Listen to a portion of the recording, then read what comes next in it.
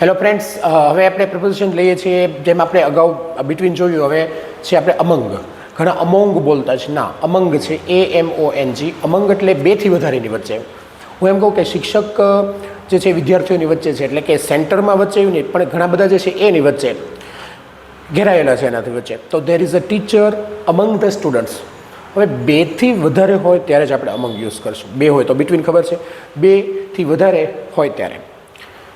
માનો કે પેન જે છે પેન્સિલોની વચ્ચે છે, તો there is a pen among the pencils. ખાસ, there is a pen among the pencils. માનો કે મારી કાર બાઇસિકલોની વચ્ચે છે, તો my car is among the bicycles. તો અમંગ પછી આવતું કોઈ પણ શબ્દ હોય હંમેશા બહુવચન જ આવે છે. તો બિટવીન એટલે બેની વચ્ચે, અમંગ એટલે બેથી વધારેની વચ્ચે.